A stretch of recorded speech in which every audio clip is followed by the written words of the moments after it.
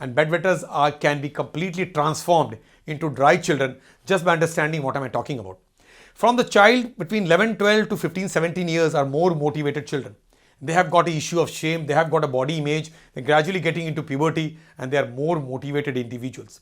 So when I interview that kind of a children, I understand that they want to get dry themselves compared to their parents who were more inclined to or were more forced to by medical community.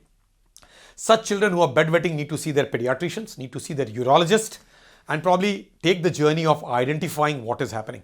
So enuresis or bedwetting is a phenomenon of children. It can also happen in middle-aged and elderly people who had a lot of liquids at night, had a deep sleep and probably bedwetted and therefore land up in panic because they could be in a hotel, they could be at relatives' homes or maybe traveling somewhere in a holiday.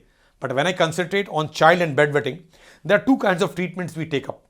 We need to evaluate whether the child is also wetting in the daytime. That means, is a child a polysymptomatic kind of situation, or it is only a monosymptomatic where the monosymptoms are only at night.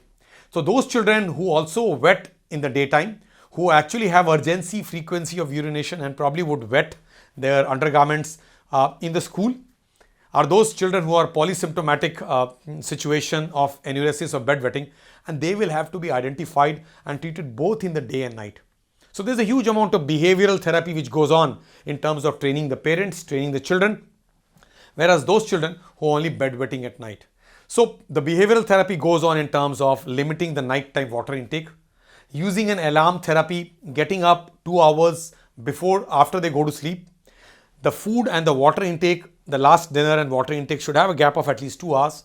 Should not be continuing to take a lot of beverages in the evening, especially coffee, tea and a lot of cola drinks, etc. In that way, a discipline is brought about in children. So at the age of 15 years, that vast age group of patients, the children undergo a suffering where their entire morale, their entire capabilities, their performances in school and their performance and the growth is quite different.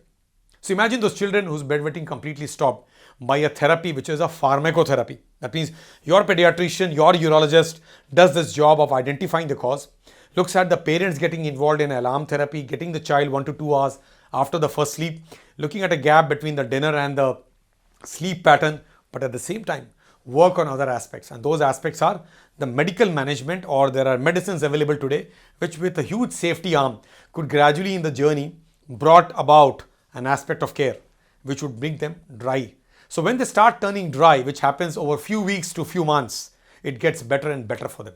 So on one side the behavioral therapy, the other side the pharmacotherapy, some kind of a treatment which your urologist would take it forward, is important to probably reach the society, because parents think that children should drink 2 glasses of milk at night, and if you drink, you already are bedwetter, you will continue to bedwet. So is it necessary that we continue to drink a lot of liquids at night in children who are bedwetting? Very important. It also is important to identify that the child is not constipated. It is important to identify that if one parent has a history of bedwetting, the child will have a chances of bedwetting in the region of 14 to 30%. If both the parents had bedwetting in their childhood, it's possible that the child will have a bedwetting as a result of 45 to 50% incidence, which means that if both the parents were having a genetic modality of that, children may bedwet.